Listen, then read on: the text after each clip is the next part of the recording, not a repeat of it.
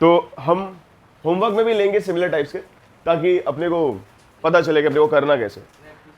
Page number 111 problem set 4B का second वाला question, मतलब एमसीक्यूज के जस्ट बाद वाला। Find the purchase price of the share.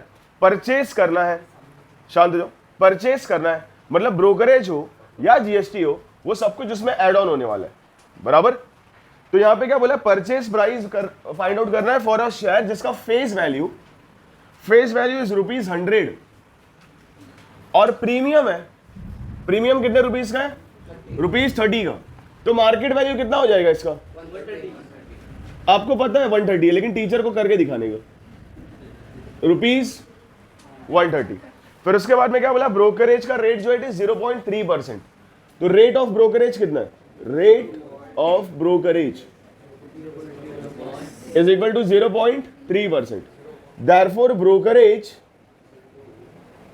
Is equal to 0.3% of ₹130, मतलब 0.3 अपॉन 100 इंटू 130। ये सिंगल जीरो कैंसिल हो जाएगा। फिर 13 3 39, 3.9 आएगा, ये 3.9 अपॉन 10 बराबर, विच इज इक्वल टू ₹0.39। फिर इसका परचेज वैल्यू क्या हो जाएगा, purchase price it is equal to market value plus brokerage. तो मार्केट वैल्यू 130 रुपए प्लस 0.39, ये बन जाएगा ₹130. समझ में आया? अब लिख ही दिया तो आप लोग भी लिख लो। क्वेश्चन नंबर 3 में देखो क्या बोला कि Prashant bought 50 shares of face value ₹100। Face value 100 रुपए दिया हुआ है। When the market value was ₹180, face value of share is ₹100 and market value it is ₹180. Company has decided to give dividend of 40% on shares. Find the rate of return on the investment. मैंने कल ही बताया था कि rate of return जब भी calculate करना हो और बेचने वाली बात ना हो उसमें, मतलब अगर सेल कर रहा है तो बड़ा मुझे सारे के सारे शेयर्स को इंक्लूड करना पड़ेगा। लेकिन डिविडेंड के ऊपर अगर मुझे रेट ऑफ रिटर्न कैलकुलेट करना है, मैं एक डिविडेंड के ऊपर कैलकुलेट करूं या फिर मैं सारे 50 शेयर्स के डिविडेंड को कैलकुलेट करूं, आंसर तो उतना ही आने वाला है। तो क्यों हम लोग मल्टीप्लाई करके एक बड़ा सा पोटला अपने साथ लेके घूमेंगे, हम लोग एक डिविडेंड का एक शेयर का डिविडेंड कैलकुलेट करेंगे और एक ही शेयर का हम लोग क्या कैलकुलेट कर लेंगे, रेट ऑफ रिटर्न। तो यहाँ पे डिविडेंड कितना बोले, dividend it is equal to 40%। यहाँ पे एक्चुअली रेट ऑफ डिविडेंड आना चाहिए, रेट ऑफ डिविडेंड। और डिविडेंड कब लिखेंगे, जब हम लोग कैलकुलेट करेंगे। Dividend it is equal to 40% of ₹100। तो 40 अपॉन 100 इंटू 100 कितना हो गया, ₹40। ये हो गया आपका डिविडेंड। रेट ऑफ रिटर्न क्या होता है, जो अमाउंट हमने कमाया है डिवाइड बाय जो अमाउंट हमने लगाया है इंटू 100। तो रेट ऑफ रिटर्न जनरली इसको ROR बोलते हैं, लेकिन अपने टेक्स्ट बुक में शॉर्ट फॉर्म नहीं दिया हुआ है। Rate of return it is equal to dividend upon market value into 100। हमने कल लिखा था कि amount received divide by amount invested into 100, मतलब वही है। आप बस अपने हिसाब से उसको चेंज करते जा रहे हो अलग अलग टर्म्स के हिसाब से। तो जो पैसे कमाए वो 40 रुपए, जो पैसे लगाए थे वो 180 रुपया था, और फिर इंटू 100। मोहित ना, हाँ आज तो चश्मा भी है तुम्हारे पास। तो देखो 0 0 कैंसिल, 4 1 जा 4 2 जा, बराबर ना, नहीं चलो ठीक है, मतलब कल सही में चश्मे वाला ही रीजन था। एक खाली इतना एडिटिंग करके कोई कहीं डालना नहीं इंस्टाग्राम पे कि सर को मैथ्स नहीं आता, 1 2 कैंसिल कर दे। 40 अपॉन पूरा वीडियो दिखाना रे बाबा। 0 0 कैंसिल, 2 2 जा 2 9 जा, तो ये क्या हो जाएगा 200 डिवाइड बाय 9। अब 9 2 जा 18, वापस से 2 कैरी हो जाएगा, 9 2 जा 18, फिर वो 2 2 2 एज इट इज चलता रहेगा। तो it is approximately equal to 22.22%। ठीक है, समझ में आया? जिसको नहीं समझ में आया उसको हम लोगों ने ऐसा डिवाइड किया, 200 डिवाइड बाय 9, 9 2 जा 18, 2 बच गया 0 आया, फिर वापस से 9 2 जा 18, 2 बच गया, पॉइंट डाला नीचे 0 निकाला, फिर 2 जा 18, वो 2 2 2 चलता रहेगा। ठीक है, find the amount received when 300 shares of face value of ₹100 were sold on a discount of ₹30। तो बहुत सिंपल है, देखो ये होमवर्क में जाने वाला है। सुनो तो सही, पहले सुनो तो सही, समझने की कोशिश तो करो, आप मुझे समझते ही नहीं हो यार।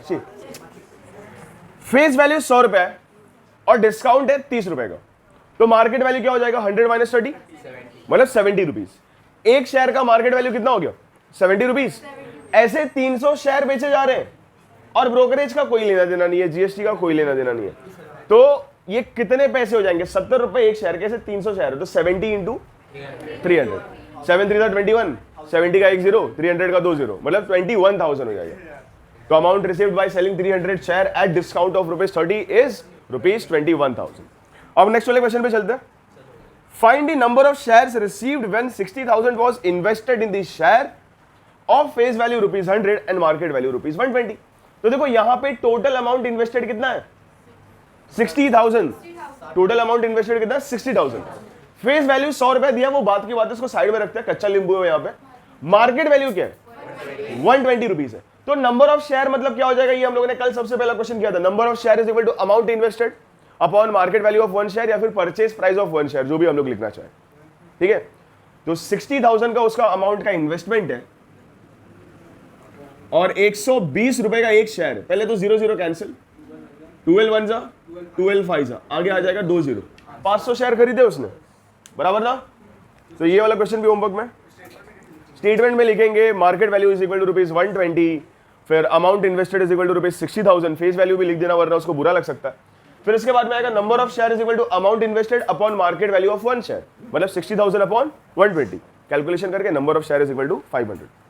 क्वेश्चन नंबर 6, श्रीमती मीता अग्रवाल, माननीय महोदय मीता जी ने 10,200 रुपए शेयर्स में इन्वेस्ट किए हैं जब शेयर का मार्केट वैल्यू 100 रुपया था और उसको सेल किया जब शेयर का जो भी है मतलब 60 शेयर्स बेचे उन्होंने when market value was ₹125 and sold remaining shares when the market value was ₹90. She paid brokerage of 0.1% for each trading. Find whether she made profit or a loss and how much. मतलब profit हुआ है तो कितना और loss हुआ है तो कितना। समझ में आया? स्टार्ट करें, थोड़ा पॉज ले लो जब तक हम लोग सारी चीजें लिख के ले लेते हैं। बेसिकली इस वाले क्वेश्चन में आपको बोला है कि 10,200 रुपया जो है इन्होंने इन्वेस्ट किया है and this investment is only of shares. इसमें ब्रोकरेज इन्होंने कैलकुलेट करके ऐड नहीं किया हुआ है। ठीक है, 10,200 के इन्होंने कितने शेयर खरीदे पता नहीं, लेकिन अपने को बता दिया था कि जब भी शेयर खरीदा था तब उनका मार्केट वैल्यू कितना था 100। तो सबसे पहले तो अपने को नंबर ऑफ शेयर निकालना पड़ेगा। नंबर ऑफ शेयर का फॉर्मुला क्या है, amount invested upon market value of 1 share. Amount invested कितना है 10,200, मार्केट वैल्यू कितना है 100 रुपये, 00 कैंसिल करेंगे, नंबर ऑफ शेयर कितना मिल जाएगा मुझे 102। तो आगे चल करके जितने भी मुझे कैलकुलेशन करने हैं वो 102 शेयर्स के लिए करने। तो आगे बढ़े हम लोग। अमाउंट इन्वेस्टेड में 10,200 जो है सिर्फ शेयर का है, लेकिन इन्वेस्टमेंट तो ब्रोकरेज में भी हुआ है। क्वेश्चन में दिया अपने को कि ब्रोकरेज भी उन्होंने 0.1% पे किया हुआ। तो ऐसे ऑड क्वेश्चंस जहां पर आपको दिखाई देना कि जहां पर ये कैंसिलेशन करने पे इजीली नंबर ऑफ शेयर मिल रहा है, लेकिन ब्रोकरेज ऐड करने पे अपने को नंबर ऑफ शेयर जो है वो प्लस माइनस में या फिर पॉइंट्स में मिल रहा है। नंबर ऑफ शेयर कभी पॉइंट्स में नहीं हो सकते। तो वहां पे समझ लेना कि इन्होंने ये जो अमाउंट दिया है ये अमाउंट सिर्फ और सिर्फ किसका शेयर का, इसमें ब्रोकरेज उन्होंने ऐड नहीं किया। ये एक लौता क्वेश्चन ऐसा है जहां पे अमाउंट इन्वेस्टेड में इन्होंने ब्रोकरेज को ऐड नहीं किया हुआ। तो ब्रोकरेज कैलकुलेट करेंगे। ब्रोकरेज कितना है 0.1% ऑफ ₹10,200। तो 0.1% मतलब 0.1 अपॉन 100 इंटू 10,200। 00 कैंसिल हो जाएगा, 1 से मल्टीप्लाई करेंगे तो 102 ही मिलेगा।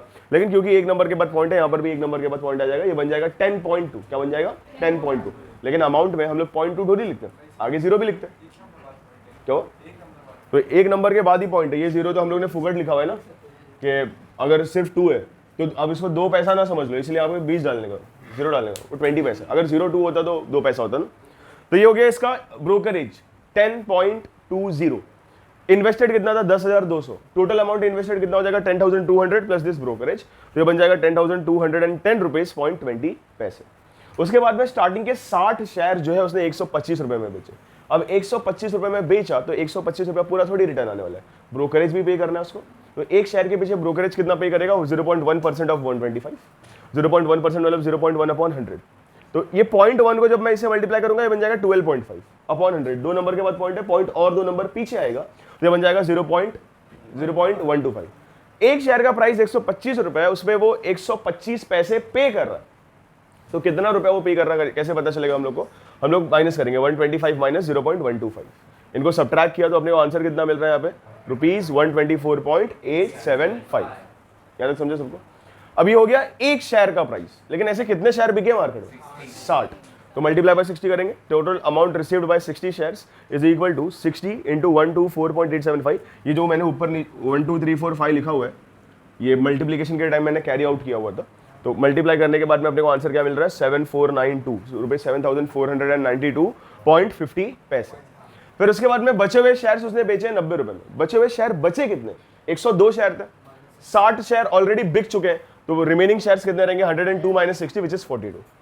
तो 42 शेयर्स 90 रुपए में बिक रहे हैं। एक शेयर के ऊपर ब्रोकर रेट 0.1% है। 0.1% मतलब वो 9 पैसा हो जाएगा, 0.09 पैसे।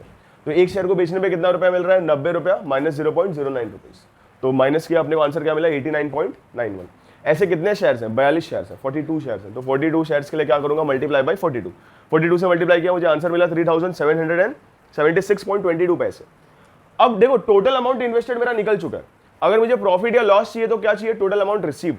तो उसके लिए क्या करेंगे, इक्वेशन नंबर 2 और इक्वेशन नंबर 3 को क्या करेंगे, ऐड कर देंगे। ये total amount received is equal to equation number 2 plus equation number 3। तो ये वाला जो अमाउंट है यहाँ पे 7492 रुपया, मतलब 7492.50, और यहाँ पर अपने को मिला हुआ है 3776.22। दोनों को ऐड करेंगे अपने को 11268.72 मिलता है। तो बाय कंपेयरिंग हम लोग क्या लिखेंगे, फ्रॉम इक्वेशन नंबर 1 एंड 4, मैं ऊपर लिख देता हूँ यहाँ पे, फ्रॉम 1 एंड 4। कौन है, पाटिल वाटिल क्या नाम है इसका, स्मिता, मीता मीता मीता, श्रीमती मीता, शादीशुदा है, Shrimati Meeta have incurred profit, have incurred profit. अब प्रॉफिट भी कितने का, तो प्रॉफिट का फॉर्मूला क्या आ जाएगा यहाँ पे, profit is equal to total received minus total invested. मैंने यहाँ पे आलसी बना दिखाया, मैंने अमाउंट नहीं लिखा, आपको अमाउंट लिखना है, total amount received minus total amount invested. तो आपका टोटल अमाउंट इन्वेस्टेड आपको इक्वेशन नंबर 4 से मिल जाएगा, टोटल अमाउंट रिसीव्ड आपको इक्वेशन नंबर 1 से मिल जाएगा। हाँ, टोटल अमाउंट रिसीव्ड यहाँ से मिलेगा और टोटल अमाउंट इन्वेस्टेड यहाँ से मिलेगा। अच्छा ठीक है, तो वहाँ पे रीजन लिख देना फ्रॉम 1 एंड 4, माइनस करने के बाद में आंसर आपके हाथों। ठीक है, पॉज करो। क्वेश्चन नंबर 7 देखो, it is very much similar to the last question we have did in previous exercise. इतनी सारी English. Market value of shares and dividend have declared by two companies given below. Face value is same for both the shares which is ₹100। Investment in which company is more profitable, अपने को ये calculate करना है। Company ए का investment ऐसा है कि market value 132 rupees है, रेट ऑफ डिविडेंड क्या है 12%। तो 12% मतलब डिविडेंड कितना आएगा, 12 रुपए आएगा। तो rate of return for company A it is equal to dividend upon market value in 200। Dividend 12 रुपए आने वाला है, मार्केट वैल्यू इन्होंने 132 रुपए दिया, बराबर 132 रुपीज इन 100। अब इसको सॉल्व करेंगे, जो भी परसेंटेज में अपने को आंसर मिलेगा वो आपका रेट ऑफ रिटर्न होगा। सेम आप कंपनी बी के लिए करोगे। कंपनी बी में 144 रुपीज जो है वो उसका मार्केट वैल्यू है, और rate of dividend is given as 16%। 16% मतलब डिविडेंड कितना आएगा, 16 रुपए आएगा। तो 16 अपॉन 144 इन 200। यहां पे भी कैलकुलेशन करेंगे, दोनों को इक्वेशन नंबर दे देंगे। जिसका भी परसेंटेज, जो भी कंपनी का रेट ऑफ रिटर्न ज्यादा रहेगा वहां पर आपका इन्वेस्टमेंट प्रॉफिटेबल। एग्जैक्ट क्वेश्चन वो डिसूजा वाला था जो हम लोगों ने किया हुआ था। ठीक है, ये एक मिनट, डिसूजा वाला नहीं, दूसरा क्वेश्चन था शायद वो।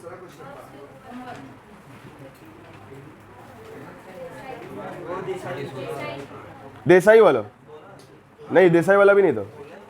एक क्वेश्चन अपन ने देखा हुआ था ऐसा।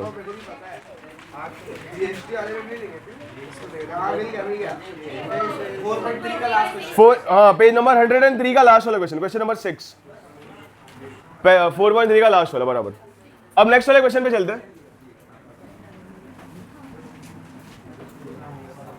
Question number 8, Shri Aditya Shanghai invested rupees 50,118 in shares of face value rupees 100 when the market value was rupees 50। सस्ते में खरीद लिया भाई ने।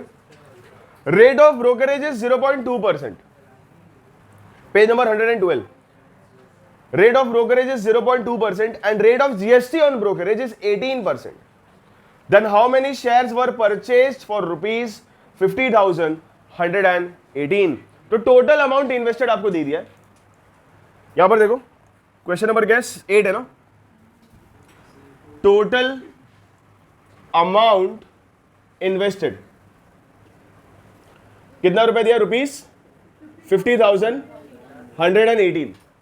मार्केट वैल्यू कितना देखो एक शेयर का? 50 रुपीज है। Market value is equal to ₹50। Brokerage कितना है? 0.2% ऑफ ₹50। तो it is equal to 0.2 upon 100 into 50। 0 0 cancel, 5 2 10। एक नंबर के बाद आएगा पॉइंट, डिवाइड बाय 10। 0 0 कैंसिल मत कर देना, ठीक है। पॉइंट और एक नंबर के पीछे आएगा तो ये बन जाएगा ₹0.01। अब इस एक पैसे के ऊपर 18% का जीएसटी पे करना है, ठीक है। Therefore GST it is equal to 18% of ₹0.01. तो it is equal to 18 upon 100 into 0.01। तो देखो 18 वन जा 2 नंबर के बाद पॉइंट है तो यहां पर भी 2 नंबर के बाद पॉइंट आ जाएगा, डिवाइड बाय, मतलब ये बन जाएगा 0.0018 बराबर। Therefore शांत शांत, purchase price of 1 share is equal to 50 plus, ये ऐड करेंगे 0.01 प्लस 0.01 प्लस 0.00118। तो क्या हो जाएगा? इट इज 50.0118 बराबर ना, 0.01। और ये 2 डिजिट के बाद में यहां पे भी 18 है ना, तो जब ऐड करोगे आप कि 50.1 2 3, हाँ मैं फिर भी समझाना चाहता हूं, पैसे लिए मैंने आपसे। अब सबको ऐड करोगे तो वो आंसर मिल जाएगा कि 50 रुपया और काफी कम पैसे। अब फिर फॉर्मूला यूज होगा अपना कि number of share is equal to total amount invested upon price of 1 share बराबर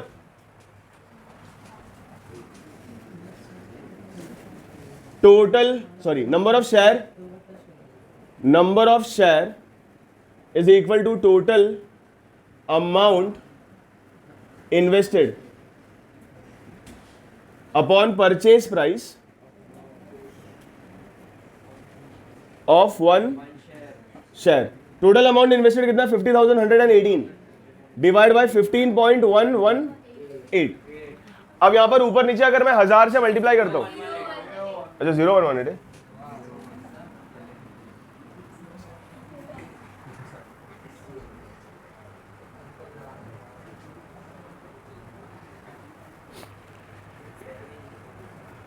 ये एक मिनट कुछ रॉन्ग हो गया, कोई नहीं। देखो अपना मार्केट वैल्यू 50 रुपए दिया है, ब्रोकरेज इज 0.2%। 0.2% मतलब कितना हो जाएगा?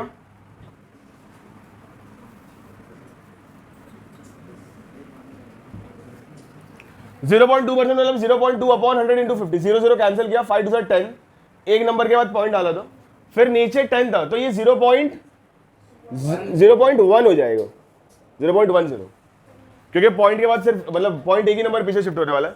कैलकुलेशन में बहुत सारे डिफरेंसेस नहीं आएंगे, बस पॉइंट एक नंबर आगे चलता चलेगा। अब यहाँ पे 0.10 मतलब 10 पैसा आपको ब्रोकरेज मिल रहा है, उसके बाद में अपने को 18% जीएसटी पे करना है। 18% जीएसटी कितने का? 10 पैसे का, 0.10 का। मैं 18 को 0.1 से मल्टीप्लाई करूंगा तो क्या आएगा? 1.8, फिर नीचे 0 है तो ये क्या बन जाएगा? 2 नंबर के बाद पॉइंट आ जाएगा तो 0.018। तो यहाँ पे purchase price of 1 share it will be 50 rupees plus brokerage था 0.10 और जीएसटी था 0.018। सबको ऐड करूंगा तो मुझे क्या मिल जाएगा? यहाँ पे 50.118 नहीं आएगा ना, 10 है ना यहाँ पे। अब यहाँ पे क्या बन जाएगा? 50,118 डिवाइड बाय 50.118। अब देखो सारे नंबर सेम है, सारे नंबर्स, बस पॉइंट आया बीच में, तो पॉइंट को पहले एलिमिनेट कर लेते हैं, अदरवाइज आप डायरेक्टली 1000 लिख सकते हो अगर आपको समझ में आता तो। और एल्स इसको ऐसा लिखो 50,118 इंटू 1000 अपॉन 50.118 इंटू 1000। ये क्या बन जाएगा? 50,118 इंटू 1000। नीचे जब मैं 1000 से मल्टीप्लाई करूंगा तो सारे पॉइंट्स एलिमिनेट हो जाएंगे, 50,118 पूरा कैंसिल हो जाएगा और नंबर ऑफ शेयर मुझे कितना मिल जाएगा? 1000। लास्ट में आपको स्टेटमेंट लिखना है कि therefore number of share purchased या फिर 1000 शेयर्स आर परचेस्ड। बंद कर दो। Question number 9, Shri Batliwala sold ₹30,350 shares of ₹30,350 and purchased share of ₹69,650 एक ही दिन में। He paid brokerage at a rate of 0.1% on sales and purchase, 18% GST was charged on the brokerage. Find the total expenditure on the brokerage and tax. तो देखो यहां पर आपको कुछ calculate नहीं करना है, बस दोनों भी केस का ब्रोकरेज और टैक्स निकाल के क्या करना है, आपको एड ऑन करना है। तो देखो while selling,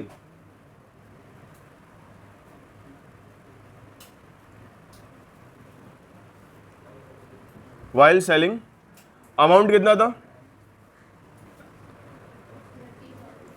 amount it is equal to ₹30,350।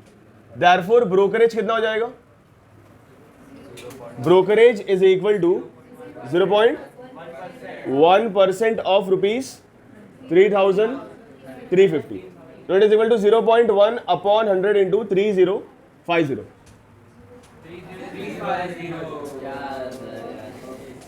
नुकसान करा रहा हो बेचारे का। कौन छींक रहा है? बाहर से आवाज है ना। यहाँ पे देखो एक नंबर के बाद पॉइंट आ जाएगा और नीचे 2 0 है, मतलब और 2 नंबर के बाद पॉइंट। तो इट इज इक्वल टू ₹30. आज धरती का अगन से बाकी का मगन से हो रहा मिलन, जादू जादू। 0.1 से मल्टीप्लाई किया तो यहाँ का 1 0 गायब हो गया, फिर नीचे 2 0 है और 2 पॉइंट पीछे आया। समझ में आ रहा है? तो ₹30.35 हो गया ब्रोकरेज वाइल सेलिंग।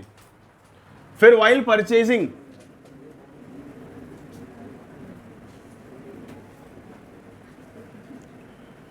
अमाउंट कितना था? अमाउंट इज इक्वल टू ₹69,000, आगे गए 650। तो ब्रोकरेज कितना हो जाएगा? It is equal to 0.1% of ₹69,650। तो 0.1 अपॉन 100 इंटू 69650। यहां पर भी सेम स्टोरी के 0.1 से मल्टीप्लाई करेंगे तो ये 0 गायब हो जाएगा और बाकी 2 नंबर के बाद पॉइंट। तो ₹69. देयरफॉर टोटल, शांत, टोटल ब्रोकरेज देखो 18% चार्ज होने वाला है ब्रोकरेज पे। आप अलग अलग कैलकुलेट करो या एक साथ कैलकुलेट करो। तो मैं चाहता हूं कि मैं ब्रोकरेज एक ही साथ में, ब्रोकरेज के ऊपर जो भी टैक्स है मैं एक बार में कैलकुलेट करूं। तो मैं क्या करूंगा, दोनों को ऐड करूंगा और दोनों को ऐड करके जो भी अमाउंट मिलेगा उसका 18% कैलकुलेट कर लूंगा। तो total brokerage it is equal to, यहां पे कितना है, ₹30.35, 30.35 प्लस 69.65। तो इसको मैं ऐड करूं तो 5 + 5 0, देन कम्स 3, 1 कैरी हो जाएगा, ये भी हो जाएगा 0, 1 कैरी 70। ₹100 आ रहे हैं यहाँ पे। नहीं विश्वास हो तो ऐड कर लेना। ₹100 ब्रोकरेज हो गया अपना। अब इस ब्रोकरेज के ऊपर जीएसटी 18% का, ठीक है। GST it is equal to 18% of ₹18% मतलब 18 upon 100 into 100, it is equal to ₹18। Therefore total expenditure क्या हो जाएगा यहाँ पे, 100 प्लस 18, तो ₹100 एंड बस खत्म। होमवर्क देने वाला था, बताओ। क्वेश्चन नंबर 10, ये आपको खुद से करना है बट इसको मैं एक्सप्लेन कर देता हूं। उजैर शांत हो जाओ। इन्होंने बोला है कि ₹100 फेस वैल्यू है शेयर का। कितना फेस वैल्यू है? एंड मार्केट वैल्यू इज ₹1200, या फिर लोग इसको 1200 बोल सकते हैं कि market value it is equal to ₹1200।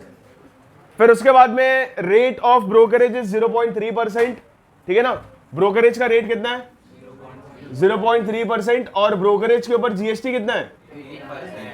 18%। तो आपको क्या क्या फाइंड आउट करना है? Net amount paid for 100 shares. Net amount मतलब इसमें ब्रोकरेज एंड जीएसटी एडेड नहीं होगा। टोटल अमाउंट बोला अगर, तब जाकर के आपको जो है वो ब्रोकरेज और जीएसटी ऐड करना है, नेट अमाउंट में नहीं करना होता, ठीक है। तो नेट अमाउंट कितना हो जाएगा? 100 शेयर खरीद रहे तो 1200 इंटू 100 कितना हो जाएगा? 1,20,000 बराबर, वो हो गया आपका नेट अमाउंट पेड। फिर brokerage paid on sum invested, तो देखो नेट अमाउंट कितना हो गया था 1200, आगे 20 और 1,20,000 हो चुका था। अब इसके ऊपर ब्रोकरेज कैलकुलेट करना, तो ब्रोकरेज क्या होगा 0.3% ऑफ रुपीज 1,20,000, यहां से आपको ब्रोकरेज मिल जाएगा। फिर उसके बाद में क्या बोला जीएसटी पेड, तो जो भी ब्रोकरेज मिला रहेगा brokerage it will be 0.3 upon 100 into 1,20,000, ये 00 हो जाएगा कैंसिल, 12 3 36, आगे कितने 2 0, एक नंबर के बाद point, if I am not wrong यही आंसर राइट है। तो 360 रुपीज ब्रोकरेज उसने पे किया। अब फिर जीएसटी 18% है, तो 18% ऑफ विच अमाउंट 360, वहां से जीएसटी मिल जाएगा। आपका तीसरा वाला आंसर आ चुका है। चौथे वाले आंसर के लिए क्या पूछा है, total amount paid. Total amount paid में क्या आएगा, नेट अमाउंट आ जाएगा आपका, ब्रोकरेज आ जाएगा आपका, और जो जीएसटी कैलकुलेट क्लियर हो गया वो 3, ये तीनों को ऐड करोगे तो आपको क्या मिलने वाला है, net total amount paid for 100 shares. तो ये नॉर्मल सा सम्स है, बस उसको 4 क्वेश्चंस में डिवाइड करके आपके सामने परोसा गया ताकि आप देख के डर जाओ, डरना नहीं है, ठीक है। ये होमवर्क में